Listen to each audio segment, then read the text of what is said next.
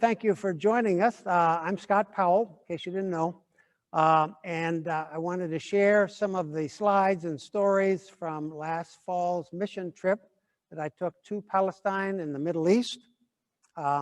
Today's program again tells the story of a 3-month journey to Palestine and Israel under the auspices of 2 organizations.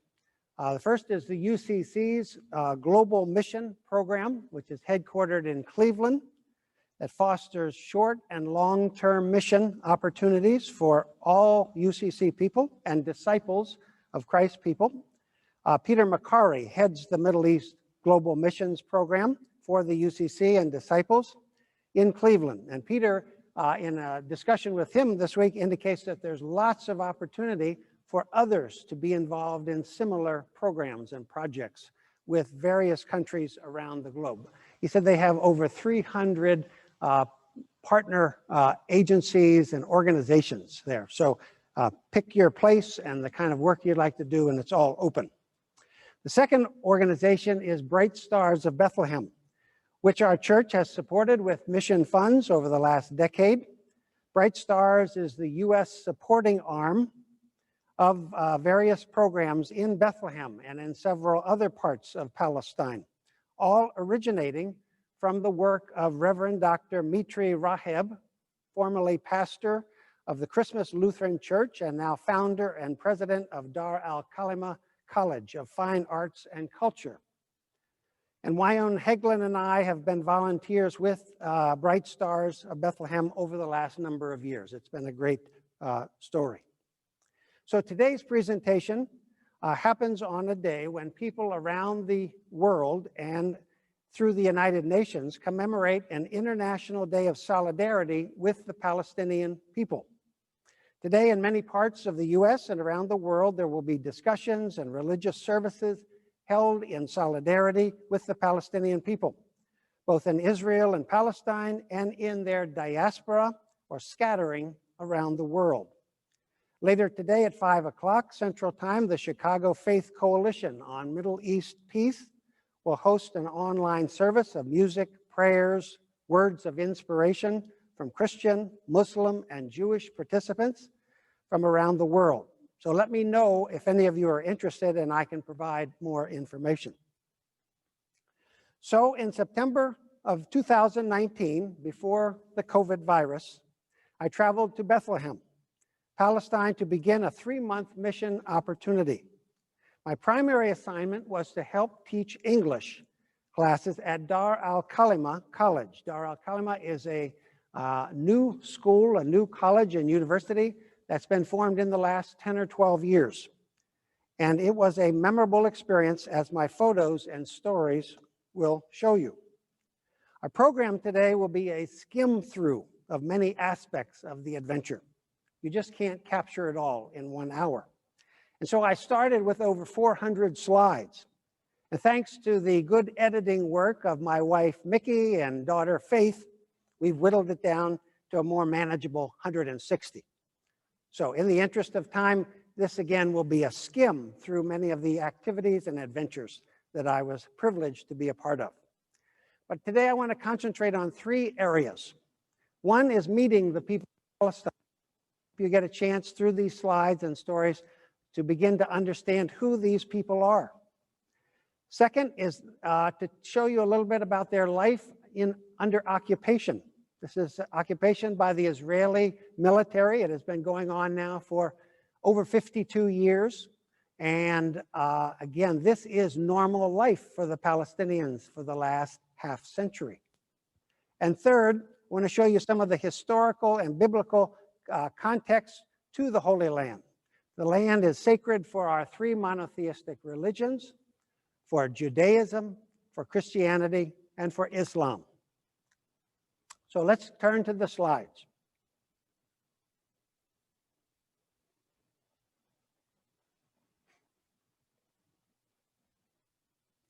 Okay, we begin again with the famous Temple Mount and the Dome of the Rock. This is an Islamic shrine that sits atop the Temple Mount, the center of the Old Town Jerusalem, And when you see pictures of the Middle East, and especially Jerusalem, this is oftentimes what you first see.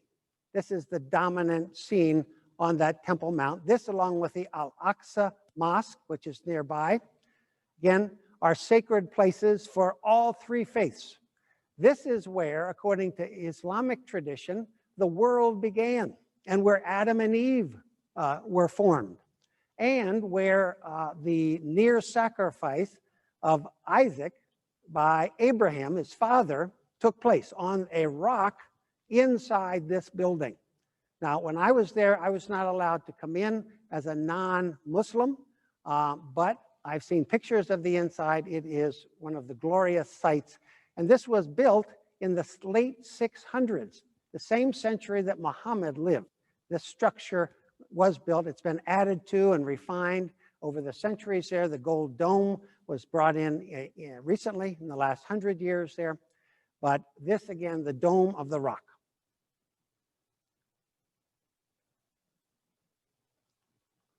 Okay. I'm not able to advance. Hold on for a second. Okay. Okay. All right.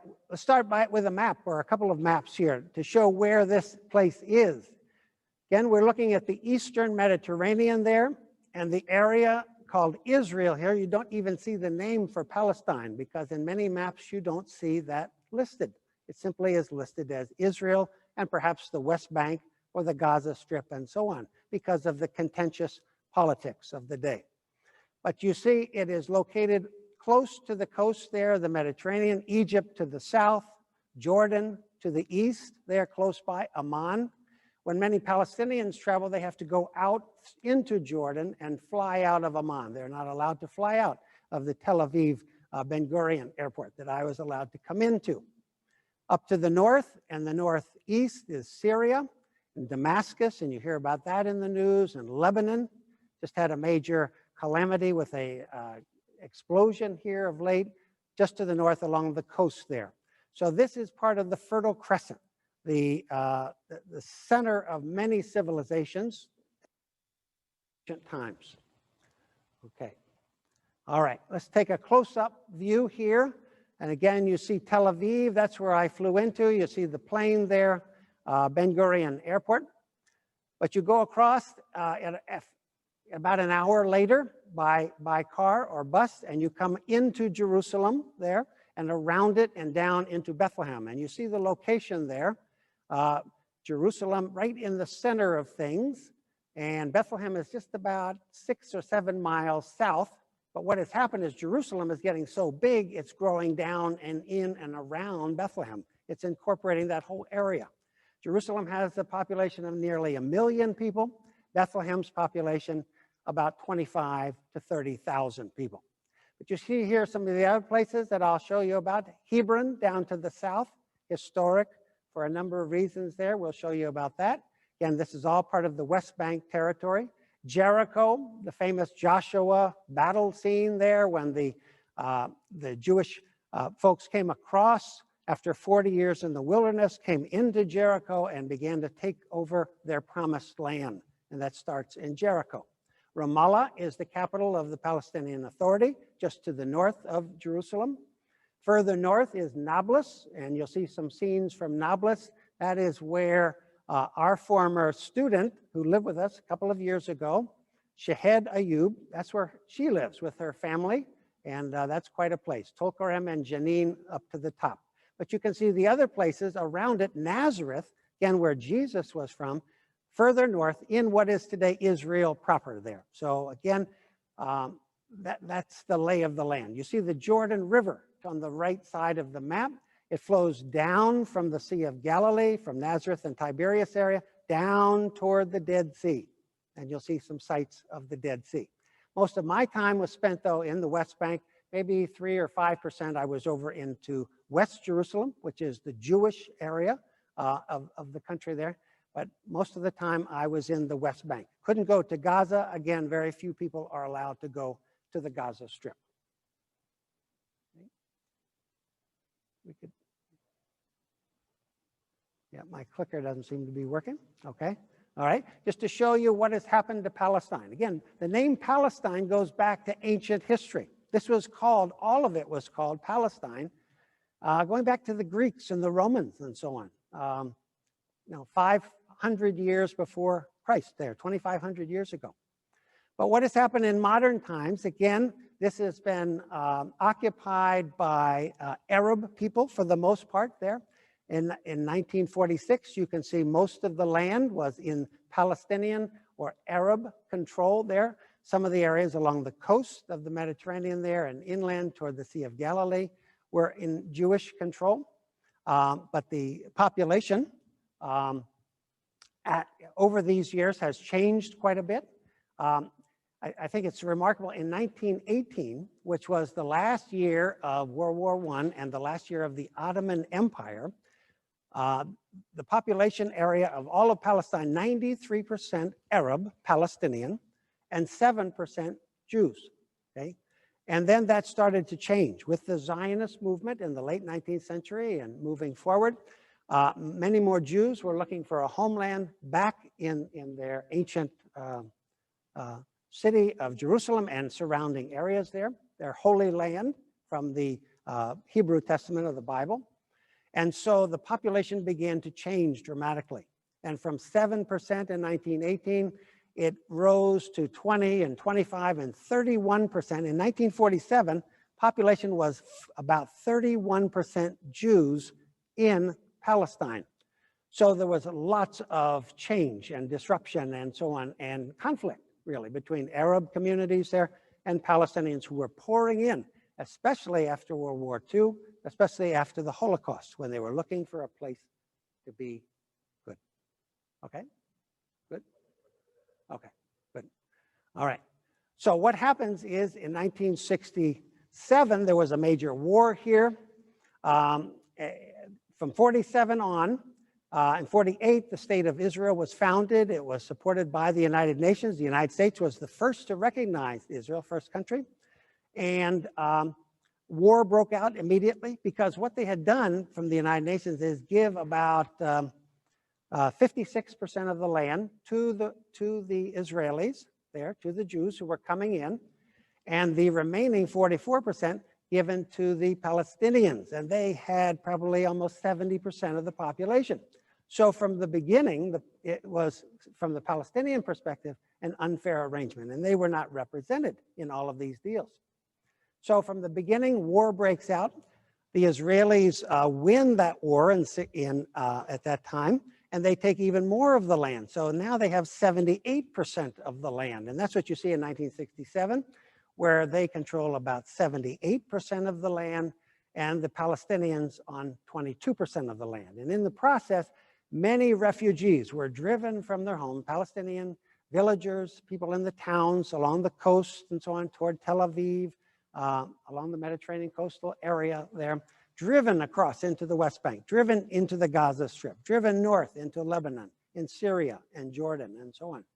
And so today, in 2005, you can see it's even less because at the 67 war, again, won by the Israelis, and since 67 to the present time, they occupy the West Bank area. And so they have whittled out the land there and taken more and more control of what is going on. So what is Palestine? But just again, what's essentially there in 2005. Again, still having a problem? Okay, all right. Right there. Okay, here's the peace plan that we offered them under the current administration, under the Trump plan here, again, which was rejected by the Palestinians. And you can see again that they were to keep their control of the cities there, Nablus, Jenin, Ramallah, Bethlehem, Hebron, and so on, create a tunnel across to Gaza to allow the people of Gaza to move across there. The Israelis would have control of all of the borders. You see, it's all gray here as it faces Jordan and Egypt and so on. So the Israelis would control all of that there.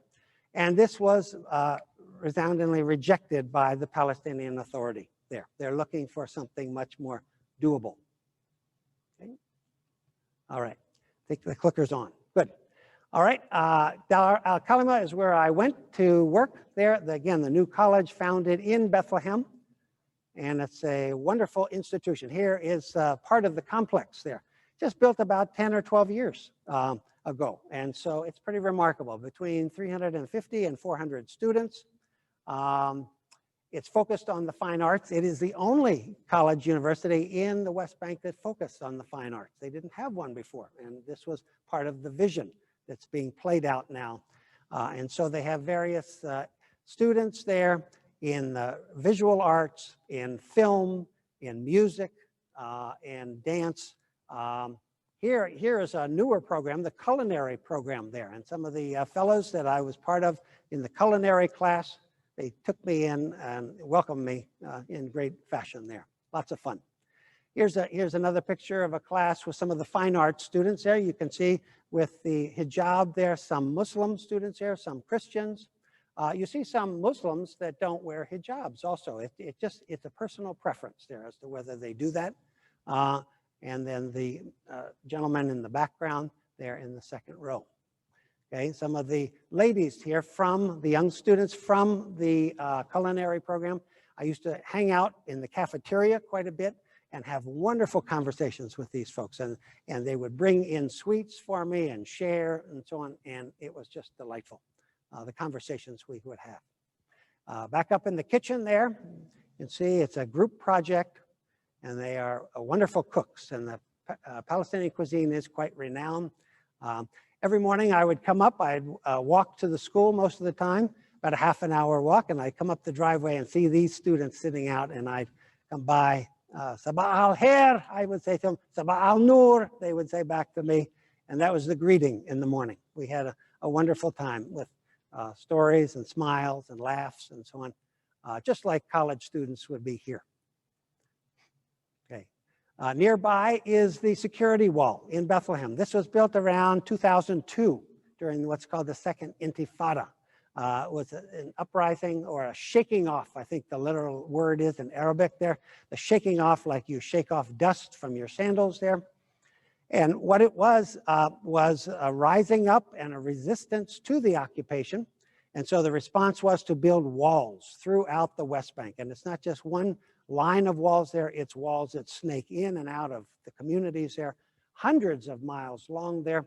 It's designed to keep people in check there, and it's very oppressive. You see the guard tower there, always manned, and graffiti on the walls. The Palestinians love to do graffiti. Their sense of humor is outstanding. This is what you see all around. Some pictures of some of the resistance, the resistors here. Ahmed Tamimi on the right there is from a famous family who has been in resistance to the occupation for a number of years. She spent time in prison and is in the national, international news from time to time.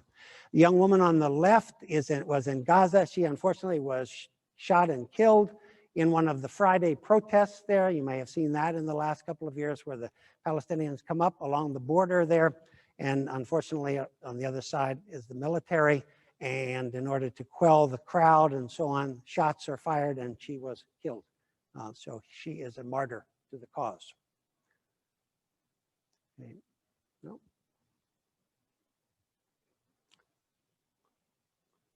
Okay, we'll just do it. I'll give you the signal about that. Good. Okay. Make hummus, not walls. Hummus, again, one of the favorite dishes of the Palestinians. Okay, made with chickpeas and lemon juice and garlic, and it's wonderful. They eat it almost every meal there, and you see some of the other stuff. Okay, the Waldorf Hotel right beside the wall. You can see, imagine having a room there and looking out at the security wall, sometimes called the apartheid wall. But here they have an exhibit of the work of Banksy, the famous graffiti artist, the unknown person, maybe from England, who knows? Maybe Helga or Jason, no, but we don't know. But he goes around to the world trouble spots there and does graffiti and pictures and artwork and so on that captures attention and brings the stories of those places to the rest of the world. So the Waldorf Hotel. One day I was invited to go out to the village, and Obada is my friend from the university there. He said, my father is coming. We're going to take you for a day trip out to our farm in the village. So this is south of Bethlehem, down toward the Dead Sea. And you look down, those are olive trees down below there, and very dry, rough terrain there. This is what a Middle East farm looks like. And I got a chance to meet his family, have some wonderful experiences there. This is his mother making taboon bread. Every morning she would get out, and in the charcoal pit, she would have that fired up and ready to go, and fresh bread in the morning, along with eggs and cheese and olive oil and za'atar, the favorite spice, was a normal thing with coffee and tea. Okay, inside Obadiah's house here, this is a picture of his dad on a poster. His dad had just recently gotten back from prison in Israel, where he had spent many years, I forget the exact number, but many, many years as a prisoner. About 40% of the Palestinian men spend time in Israeli prisons sometime in the course of their life there, 40%. So imagine what that does to your society. So the family carries on here. He becomes a hero in the village and even beyond. He is what they call the Mukhtar, or the mayor of the area. And his mother also is a political leader, and you'll meet her in just a second. Here she is. This is Obadiah's grandmother, and the typical presentation there for guests. And let me tell you something, Arab hospitality is wonderful. So olive oil, olives are everywhere. Cheese there, this right from the farm, fresh eggs from the house there, and the fresh warm bread, the taboon bread. Okay. All right, some of the kids, cousins, everybody's cousins, it seems like, in the area. They're all related to one another. Palestinian families are large, typically. I met, 5, 6, 7 kids is pretty typical. Pretty unusual to see 2 or 3. And some have 10 or 12 or 14 kids there. So it is quite remarkable, the size and scope of these families and the extended families and so on. And this is a very important part of Palestinian culture. Okay, looking in the south is the Herodian mountain. That's a man-made mountain, if you can believe that. And that was built in Herod the Great's time. Herod the Great at the time of Jesus. So that was looking over the hills down toward the Dead Sea, and that is where Herod was buried eventually. They found his tomb here a few years ago. Okay, inside the vegetable house, because it's so hot, they use these greenhouses there to grow their vegetables and fruits and so on. That's Sanaa in the front. Hamza on the left, he's from Bethlehem. He was my sort of security guy in town there, took good care of me in a lot of ways there. Obadiah from the village, but Obadiah again would come in and go to school at the university there, and yours truly. Okay. Another evening, I was invited out to see the world's oldest olive tree. World's oldest, almost 5,000 years old. That's it in the background there. And I'll tell you a story about this. The olive tree is a symbol of Palestinian resistance there. Olives are everywhere, olive trees and so on. They grow and are cultivated, and the olives are picked in October and November every year, and that lasts the family through the whole rest of the year. Okay, we're going to go quickly through a few of these. Okay, there is the tree. That's one tree right there. And the fella, let me show you the next picture. The fella on my left, or on my right, your left, his job is to guard that olive tree. He literally sleeps out here night after night after night. He has a house nearby and a family, but he is paid by the Palestinian Authority to keep watch over this tree, this symbol of Palestinian resistance. And he has been out here for 20 and 30 years. Most of his life he has spent with this one tree there. So they have coffee, of course. They're always welcoming in this way. We had some great conversation. But again, what had happened was the settlements, the Israeli settlements, which were pushing this way, we could see the fences close by, and they're getting closer and closer and closer. And so the people of the village and this gentleman have taken it upon themselves to protect the tree, the symbol of Palestinian independence. Okay.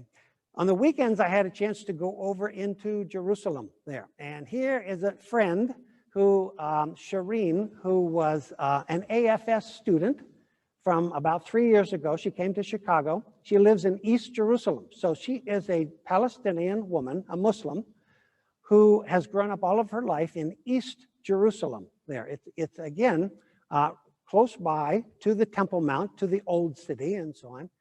And she was a wonderful host. And several weekends we spent time together there, and she took me around to all the favorite places there. What a great time it was with Shireen. United Fall Fest advertising there also. Good. Okay, inside the famous Church of the Holy Sepulchre. For Christians, this is the place. This is where we believe that Jesus was crucified and also buried in the crypt down below. Now, this church was built later. It was designated from the time of Constantine and Helen, okay? And that's the 400s AD, about 4 centuries after Jesus there. And then built on later in different stages. And this is, for Christians, the most holy place in the world, commemorating, again, the death, life, death, and resurrection of Jesus. Okay, some of the mosaics inside. And you would see pilgrims from all over the world coming here all the time. Now, you don't see this very much at all because tourism, again, with the COVID, has been severely restricted. And so many of these places you go in, there's very few tourists around today. And the Palestinians, again, dependent on tourism. About 70% of their economy is dependent on tourism. So they are in a bad way. Inside, this is the crypt, down in which they believe was the site of the tomb where Jesus died, was buried in the tomb, and the resurrection took place. And so this is within a larger church dome. And again, this is controlled by the Greek Orthodox today. You see many different types of Christians here: Greek Orthodox, Armenian Orthodox, Russian Orthodox, Roman Catholics, Lutherans. Many denominations are represented here. Okay. Okay, this is back in Bethlehem. This is the church where I would worship most every Sunday, called Christmas Lutheran Church. You see, it looks like a European cathedral, and it was built by German missionaries here in the 19th century. Some of the stained glass inside, the organ, the altar, and so on, donated by Kaiser Wilhelm, the King of Germany.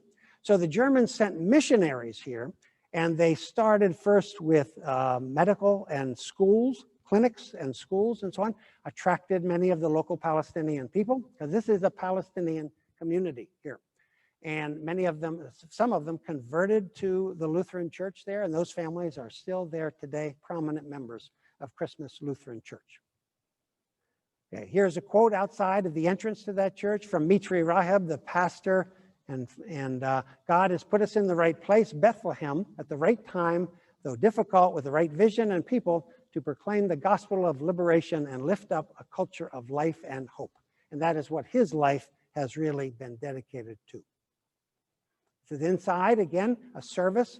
And you notice in front are many foreign tourists there. On a normal day, pre-COVID, you see tourists from all over the world participating. It's a Lutheran service. Most of it is in Arabic language. Some of it is in English. They even print off an English language bulletin for many of the visitors every Sunday. It's a wonderful community of the folks here at Christmas Lutheran Church. And that's the dome there. Glory to God in the highest, peace on earth, there in Arabic. Okay, nearby is a refugee camp. You hear about refugee camps in the West Bank. There's about 20-something of them, 23, 25. There are 3 in Bethlehem. And these are refugees who in 1948 were driven, the people were driven out of about 400 or so towns and villages and came across to places like Bethlehem, down toward Hebron, across to Jordan and so on, to other places. And this is the graffiti on the wall.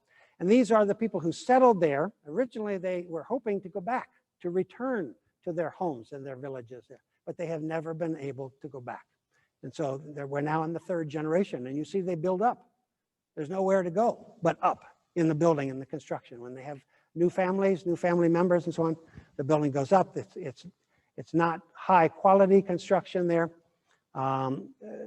a lot of poverty, a lot of unemployment and so on, although not entirely. It's not all that way. And that's what you see about the Middle East. You can't make easy conclusions there because there's a richness in what goes on here and things that will surprise you at the same time. Okay, the narrow walkways through. And what happens here many nights is the Israelis, who have a military outpost nearby, they will come through at 1, 2, 3, 4 in the morning. They're looking for certain people because they have them under surveillance and so on, and they take them back to jail, and some are charged and some are not. Okay, but this is the constant harassment that Palestinians live with there. And so a lot of the resistance, when you hear about resistance taking place in Palestine, it comes from these refugee camps, the people that live in this way. Some of the kids along the street, like kids anywhere. Okay. Nearby is this WIAM Palestinian Conflict Resolution Center. And we met the founder here, a fellow named Zugbi, who we became good friends with her. What they do is help resolve conflict among Palestinian society, among the different families and groups. And it could be business disputes or traffic accidents or legal affairs and so on. But they come and they use traditional Arab methods to resolve disputes. They also encourage lots of groups here, women's groups and teens and so on. Lots of education takes place here at the WIAM Center. This was a Bible study one afternoon, and sometimes I would come over and participate, led by a number of the locals there. Wonderful Bible study. Okay, here is, you see the vests here. These people are from the UN group there, the people that are observers, and they're in peace teams that are sent over. World Council of Churches, and they come and they monitor the checkpoints. They help children get to school. They help the farmers get out to their lands each day to try to resolve conflicts there on the ground. So these people are from various countries around the world. Fella in the middle, checking his cell phone there is John Brown. He was my roommate. He is a Presbyterian pastor from Jersey City. We went out and picked olives one day at my friend Zugbi's place in Beit Jala, the village next door, and we had a great time. And they bring out a big picnic and spread it on the ground there, and it is a wonderful time with all ages participating. That's in October, November. We just passed the olive picking season there, but here is Zugbi climbing the ladder there. Okay, another day there was this program honoring women's breast cancer awareness. And so leaders from the college and from the municipality organized this, women leading it, and encouraged people to bring their bikes and ride through the city. And they had all sorts of entertainment and education. There were lectures afterwards on breast cancer awareness. So all of this was going. Okay, some of the participants there and some of the dancers. Okay.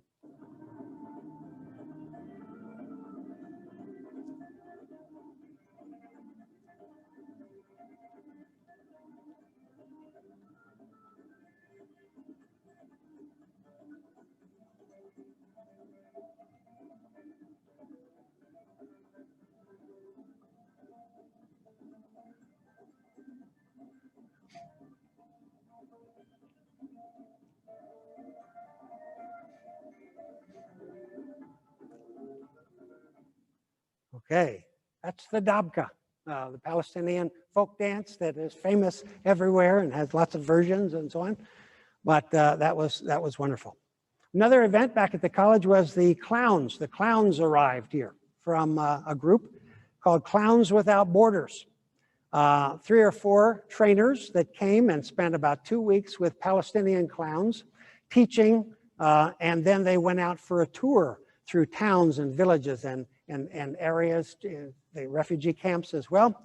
And that was a great hit, both at the college and wherever the clowns showed up. You know, lots of fun taking place. Okay, you see? There they are. Okay. This is again at the Western Wall in Jerusalem on a weekend trip, John and I. This is the most sacred spot for Jews, which is all that remains of the Temple Mount and the temples, the first and second temple there, First temple from Solomon, second temple later on. But this was all built by Herod the Great, the builder there. And it was, the rest of the place was all destroyed by the Romans, like 70 AD. But this is all that remains. And so for Jews, this is the closest they can come to their ancient temple. That's why the Western Wall has such significance for them. They took this back in 1967, and they have held it ever since. You see the men on the background there, and then in the near ground is the women's section. They keep men and women separate in this sacred place. Okay, again, you saw the shrine of the Dome of the Rock. Okay, we're now in the Old City.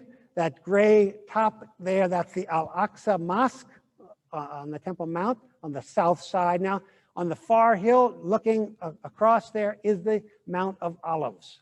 And you know from the Bible stories, all the kinds of things that took place on the Mount of Olives there. It's now a cemetery, a Jewish cemetery. There's a Muslim cemetery in closer to the walls of the Old City. But this is hallowed ground for everyone. And the archaeological digs are taking place here. And this is the center, really, of Jerusalem. Okay, we went out for brunch one day with some Palestinian friends. And what a treat that was. You can just see some of the food here. Shakshuka, some of you may have had that before. That's a tomato dish. You put eggs on top there with cheese on the side, with bread. You don't see a lot of utensils here. Most in the Arab tradition, it's a lot of hand holding of the food there. Take the piece of bread, scoop it into the thing, and eat it communally there. So that's something, again, that's just part of the tradition that brings people together. Okay, some friends, again, in one of the camps there. Friendship, again, this age, this is what happens, some of the good stuff going on. A couple of musicians there with a kanun on the left, a plucked instrument similar to a dulcimer, and then the oud on the right. Those are probably the two most famous instruments in the Arabic culture.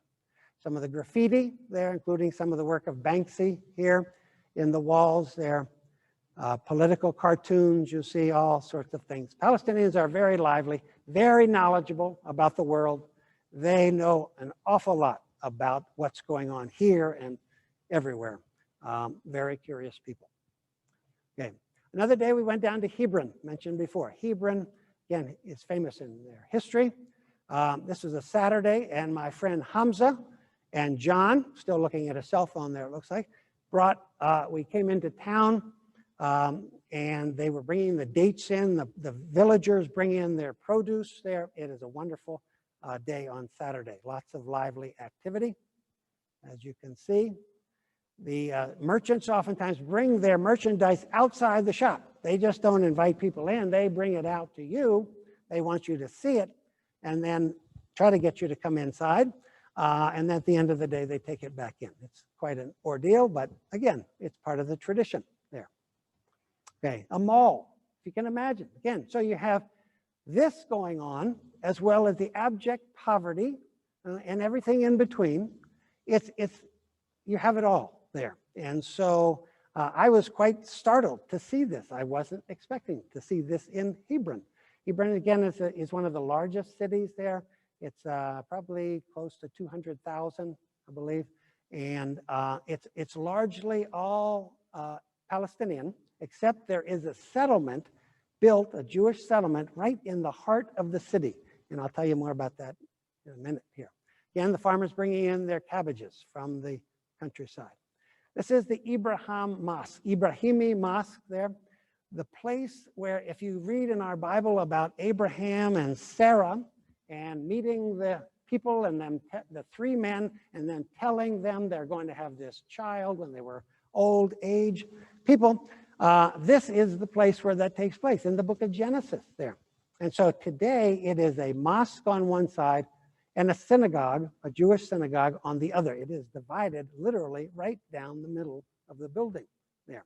This is the Palestinian side. I was not able to go to the Jewish sector because I was with students from the college there. And it's tightly controlled with checkpoints and military people all around this area. This is inside the mosque. This is where Abraham, Isaac, Jacob and their wives are all buried. So it's sacred for not only Muslims, but Jews and Christians as well. This is our story here from the Hebrew Old Testament. This is the tomb of Isaac. One of the things found there. Glass making is very important in Hebron, especially the blue glass, and we went to the glass blowing shop right after our trip into the mosque there. Happened to be Muhammad's birthday, so they were giving out candies in the streets and a big celebration. Another day we had an opportunity to go down to Jericho in the Dead Sea area. So this is where we go. We drive up and around Jerusalem and then down through a wilderness area. It's about 20 miles of this stuff. This is the wilderness that lies between Jericho, down along the Jordan River and the Dead Sea there, going up to Jerusalem, about 2,500 feet above sea level there.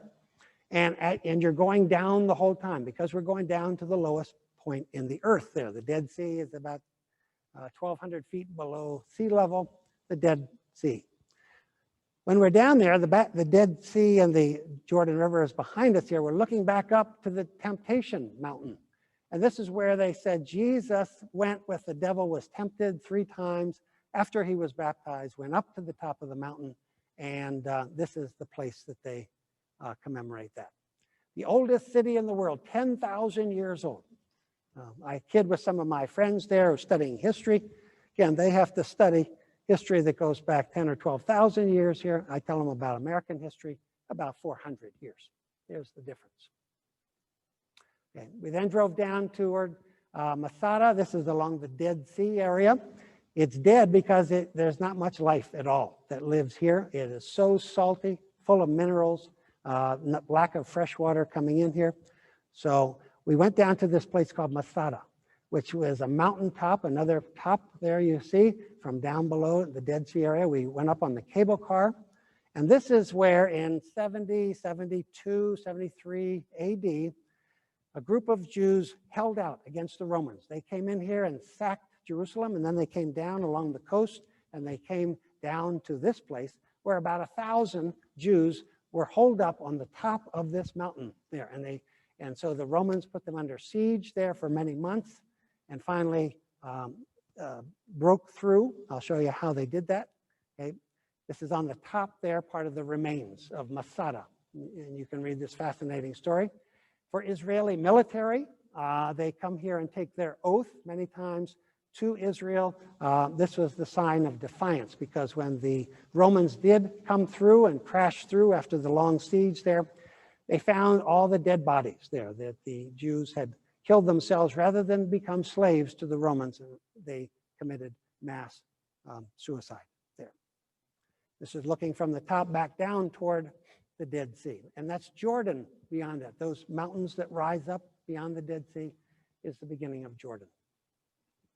Okay, this is where the lots were found. You know the story of choosing the lots for something, deciding who will do something. That's where this comes from, the story of Masada, where the last 10 or 12 men that were left after killing their family members, decided among themselves who would be last to die. And so that's where this term comes from, of choosing lots. And this is a model showing how they trapped water. As you can see, this is desert. And it might rain here only 2 or 3, 4 times a year. And so when that water comes, that rain comes, it's collected in these places. Okay. Now, here's the ramp that the Romans built on the west side, coming back up to the top of the Masada. And this was built by Roman soldiers and slaves, and then they wielded their military weapons up to the top and started crashing on the walls there, eventually broke in, and that was the end of Masada. Okay, we come back up the Dead Sea area to a place called Qumran. This is where the Dead Sea Scrolls were found. The Essene community, some of you know about them. They were a sect that came out of Jerusalem, out of the Jewish community there, and wanted to be pure in their rituals and so on. This is a ritual bath. Mikvayot is the name. And these remains are of the community of the Essenes. Some people think John the Baptist may have been in a scene at one point. And these are the mountains nearby where the caves were located, where in 1947, some Bedouin boys were throwing rocks and chasing animals up through this valley here, this wadi, and they heard cracks of things inside those caves. They discovered inside, when they investigated, a whole series of jars and the writings of this Essene community. Those are called the Dead Sea Scrolls, and they included most of the books of the Bible there, as well as other texts and so on, tell us a whole lot about life at that time. This is one of the early caves where they discovered some of these scrolls. Okay, our final day, that was a long day in the Dead Sea again. You have to have this picture, and I got to tell you a little bit about it. It was sweet in that, again, first of all, it's real salty, and you can't not float. So you just lay out there, and it does this to you. But I was wearing my Washington Nationals hat, and nobody knew that in Palestine, really, except those two guys behind me. They happened to be from Texas, and one of them was a Houston Astros fan, and he made a nasty comment about my Washington Nationals cap there. So again, sweet justice, I think, and it was the same time that the Nationals had won the World Series in that. So who knows if I had anything to do with that or not. Okay, back in Bethlehem here, there's some protests. This was, I think, marking the time in October, November, when the U.S. announced that it was not opposed to the annexation of more land in the West Bank. They hadn't taken enough, so the U.S. was announcing it will be okay to take even more of that land. And so there were protests in the street. Students come out, all ages and so on, tires on fire, military shows up. Again, protests are an ongoing thing. Here are some pictures from Gaza, just to show you Palestinian culture. I didn't go to Gaza, but again, life on the edge here for the people of Gaza. You can see the mosque in the background again on the Mediterranean. But even the fishermen in Gaza are not allowed to go out very far in their fishing boats there. And the Israelis have military boats out there in the Mediterranean that keep them from venturing out very far. Okay, you see some of the life of the people of Gaza. Okay, and many have lost limbs over the years in protests and so on. Many of the Israeli sharpshooters aim for the legs there, and many of these legs have been lost. And so there's a soccer team that's made up of survivors of some of these activities. Okay, there we are back up in Bethlehem, the crew. The two on the left, Anita and Denny, they were from Sweden. They were volunteers at the WIAM Center. Get to know them. That's Obada next, John and Hamza on the right there. And we had a great time. Okay, Saturday in the market. That's the time you want to be there. Friday is dead because it's the Muslim Sabbath on Fridays. But on Saturday, the markets all open up again. And here we go. So just give you a flavor for being there, the sights, the sounds, the smells, and so on. It's real life. Oh, here's my friend Sammy, who's the coffee guy, famous coffee guy. Some of you have maybe seen the video Conan O'Brien. Conan's buying a hookah in his trip to Bethlehem. And it's a 5-minute skit. You need to see that because Sammy is one of the stars in that thing. You have to see what he does with Conan. I'll just leave that for you to explore and investigate. But Sammy is a fixture here in town and knows everybody. And he would call me Chicago. Hey, Chicago! Hey, because we saw each other quite a bit. My apartment was just up the hill from this place. Okay, spices in the shops, cabbages coming in. Okay, a trip up to Nablus. 2 times in my trip, I had a chance to go up to see Shahed and her family there. And so Nablus is the biggest city in the north there, in the middle of the West Bank. This is on one of the 2 mountains there that look down into it. And here she is. Shahed was here 3 years ago. Some of the people from our church remember her. She's doing great. She's at the 2nd year of the university now, studying English. She's a rock star, I think. And So I had a chance to spend time with her and her family. That's her dad on one side, her sister on the other, her niece, and we just had a great time. Nablus is where the story of Jesus meeting the woman at the well takes place. And this is a Greek Orthodox church that commemorates that with the mosaic you see on the floor. Famous story of Jesus coming up, meeting the woman at the well. He recognized her, she didn't recognize him, and they had to talk. And then she begins to recognize him as the Lord, and goes back and tells people. So it's one of the first examples, and you see this many times in the Bible, of the outsiders recognizing Jesus as God, as the Lord there. So this is a very important part of Christianity. And you'll see the inside of the church there. Again, Greek Orthodox, you see the icons throughout. And then down below there, you see the woman descending into the crypt below is where the well is founded. This is Jacob's well right there. That is the place that commemorates the spot of Jesus and the woman at the well. She was a Samaritan woman. And a lot of these people are Samaritans.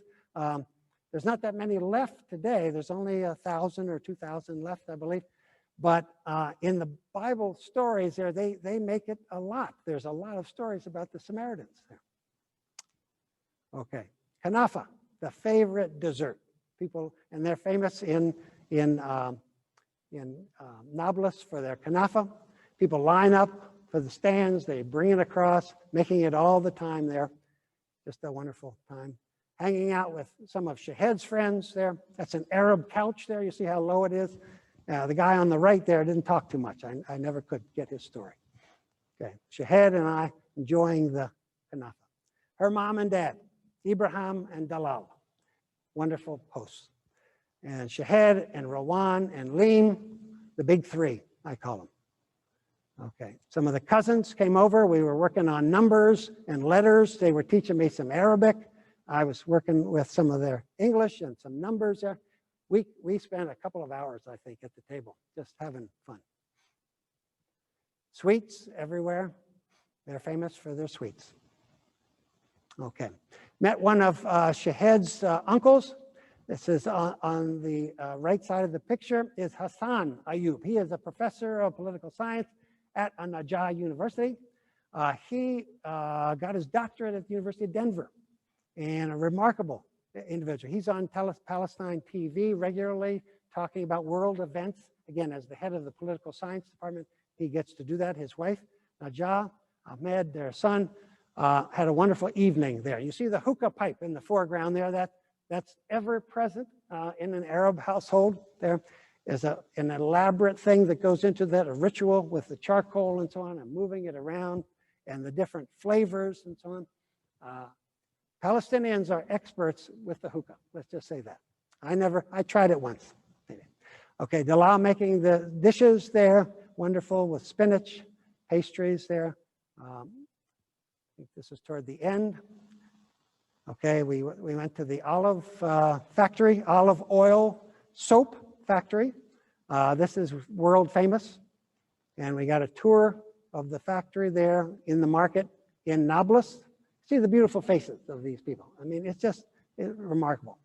This is Khadija, who is one of Shahed and the family's friends there, and she's a student at the university. Her dad owns the honey shop. He owns honey hives up in the hills there. And so we've had to stop by and sample the honey at the shop. And here is our gal today. As you can see, she's wearing the hijab there. She wasn't when she was here, but that's a personal preference. And again, it's all up to the individual as to whether they do that or not. One evening, we went to a soccer match at the big stadium near Ramallah. The team from Bethlehem was playing another team for the national championship. This is the team. I was on the bus with the high school kids and the junior high kids going up to the game there with drums and kazoos and lots of good times. And it was so fun that we arrived and the kids come down and the players all come over to greet the fans there. That was so nice. So I captured that. But they played the game. This was like a Sunday evening. You see some of the political leaders in the posters there. This is the center of soccer really in Palestine. They're a very nice facility in a place that doesn't have much grass. Let's just say that. And they won the championship, so it was a great festival. I came back one night and there was something going on. My apartment was just up to the top there, straight ahead with the lights and so on. And something was going on, and then they invited me to join them. So let's just see what was going on here. Somebody was getting married. Musa, my neighbor, he was getting married the next day. And so the men gather in one place and have a big celebration. And then the women gather somewhere else. And then they come together only at the wedding there. So that's his dad up on the shoulders there. And they serve tea and sodas and sweets and so on. The men all gather in those chairs, friends, neighbors, relatives, and so on. And it's a great festivity. Loud DJ music blasting through the neighborhood, so I couldn't do anything. So they invited me to come and dance with them, and why not? So.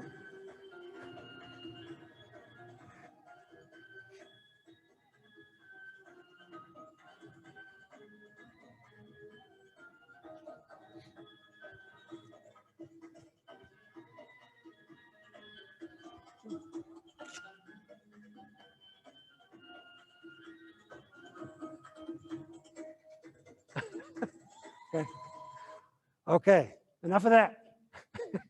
But that was fun. And Arab music is lively and syncopated, lots of rhythms and so on, fun. And a meeting at the Kairos Palestine group was right next door to where I lived here in the International Center. Right in the middle is Mitri Raheb. He's the founder of the college and so on, very prominent activist here, theologian, writer, scholar. He is the founder of so much of this stuff. So there's some of the events at that meeting that they were commemorating, and you can see from 2017 right up to the present there, again, a whole series of events that were aimed at the Palestinians there in our support of the Israeli government. Okay. I went over one day to West Jerusalem. This is the contrast there. I went to visit a friend, a writer who lives here. It was the Sabbath, it was Saturday, so I couldn't take pictures of her or her family or even her apartment there because it was the Sabbath and they are Orthodox Jews. So I took some pictures of the neighborhood a little bit. There you get a flavor. Totally different scene there. This is like coming into Western Europe.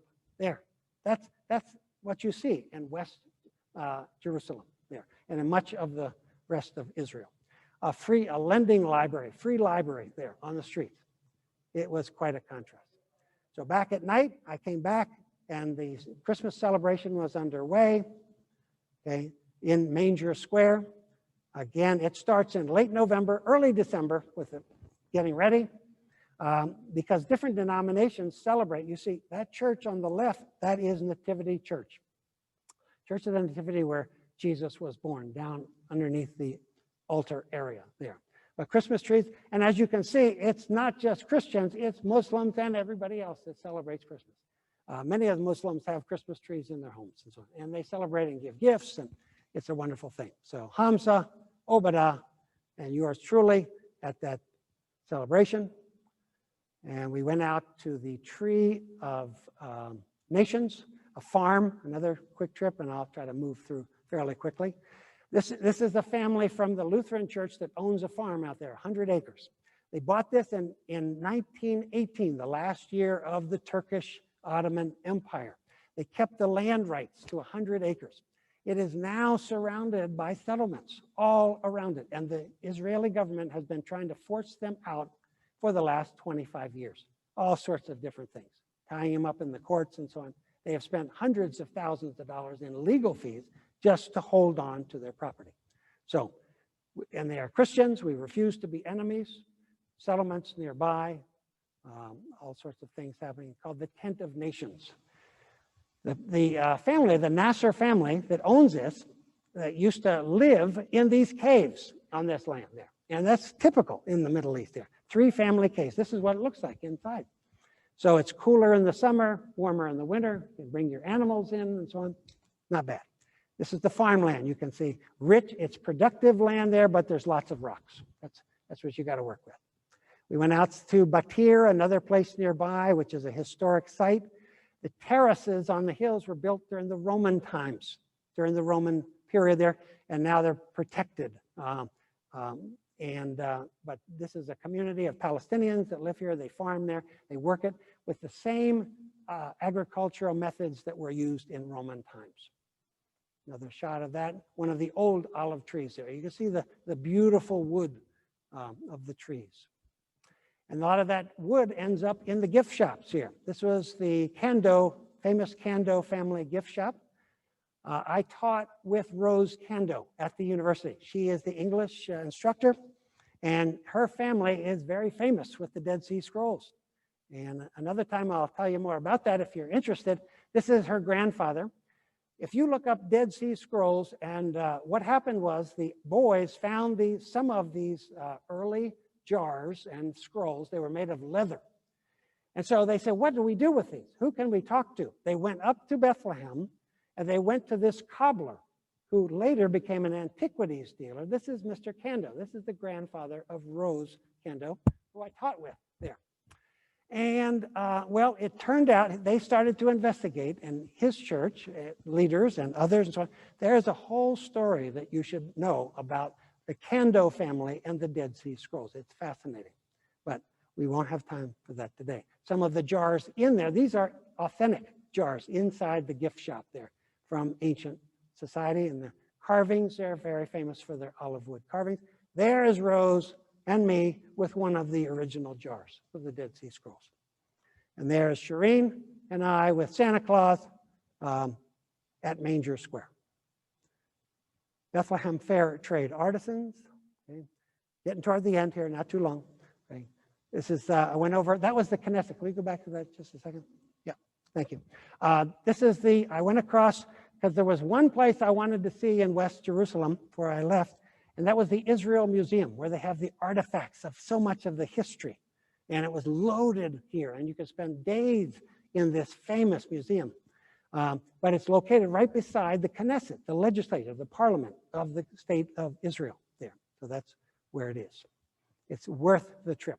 And these are just some of the pottery, the exhibits there, all authentic stuff, just a few replicas of things, but almost all of this stuff is actual stuff going back thousands and thousands of years. Again, the archaeology of this place is just beyond belief. And new things are being discovered all the time. They found a quote here and there, they anointed King David. Well, as soon as you find something that references King David, for the Jews, this becomes prominent there. That shows, again, that David was the king, that he was a prominent king there. So all of this stuff goes right to the front of the line. Some of the replicas of the other gods that they found in Jewish homes there, which tell us that even though there was one God during this whole time, some of them kept idols or images of these other gods close by. This is a quote from the Old Testament, the priestly blessing. And more of the same jars. You see the jars for the water and so on.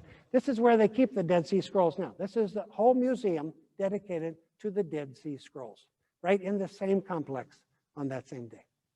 Okay, last but not least, our dinner, final night there, Christmas greetings there from my friends. This was my crew that I ran with a good portion of the time there.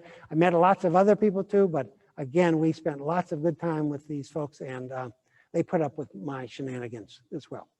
So I think that is that. I maybe went a little bit over, but I wanted to just do a couple of things. We're going to try in a minute to open this up for people to say hello or do whatever you would like to do. If you have any questions, you can put them in the chat thing below there. We can talk more. I'd invite future conversations about some of these things. We've covered the basics of many of the topics and places and people that I met. And I'd like to invite anyone who'd like to talk more about any of these topics to have more dialogue. I learn a lot. There's so much to learn about this part of the world. And I'd like to thank some of our Palestinian friends who I think have joined us today. And I hope at some point in the future, you get a chance to meet with them, perhaps in a Zoom call. We could do something there to talk with them, and you can hear their story front and center. And I want to thank Josh and Haley again for their support. this has all been good. I wanted to end with a short meditation that I came across recently. This is from a woman named Sally Foster Fulton from the Iona community in Scotland. Some of you know the Iona community. And she said this: on the hillsides, hope was heard singing unexpected hallelujahs. In a Bethlehem backwater, hope hovered and love was born. And now, as the wise journey and the powerful start to pace the floor and mumble into sleepless night, we gather. The light of the world is here. The job now is to keep it burning. So again, I want to thank Sally for those words that reflect, I think, the place that I was at and what is there. I'd also recommend anyone who hasn't been there to please go. The Palestinians need more tourists in the future. So once we get this COVID thing under control, I would encourage everyone to go and visit and see for yourself. Meet these people, see these places there. Your reading of the Bible will never be the same again. So again, I want to thank everybody for joining us today. Haley, can we open it up then? I think that's all I had to say.